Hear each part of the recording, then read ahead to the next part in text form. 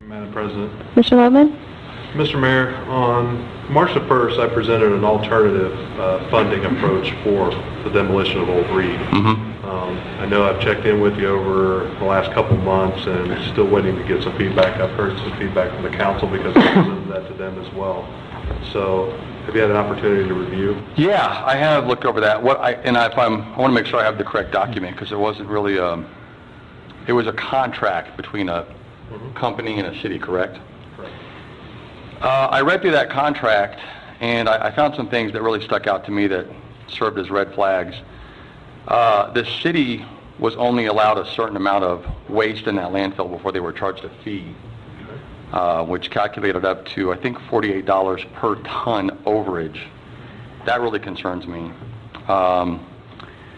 Also, the city had to waive any ability to take any legal action against the company for the life of the contract, which is 25 years. That also was fairly concerning. Also, the company retained complete rights to build or demolish as they saw fit on the landfill, and the city is required to give permits to that. The city doesn't have a say-so in the permitting process. In the contract, you're actually agreeing that that you will always give permitting for demolition or building.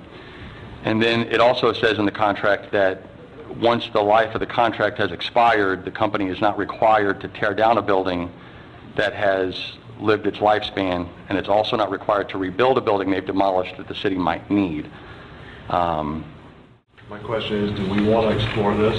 I mean, we have a gentleman who's willing to talk from the city of Colony on this topic about the benefits that are potentially out there. Any comments from council? Well, I for one would be interested in at least exploring it a little further. Years ago, I was involved in solid waste management through an engineering firm, and I saw a couple instances where municipalities privatized that operation and did it successfully. I wouldn't be terribly burdened by that particular contract because contracts are written for specific situations, and naturally we'd have our own. But first, we need to look at conceptually, does it even make sense? Right. And I think it's well worthwhile to have that kind of conversation. The language that was missing from the contract was the employment. Are they required to keep our workers on site, or do they employ their own? No, we can actually, like you said, everything's negotiable in the contract, right? I do know they did take over their employees.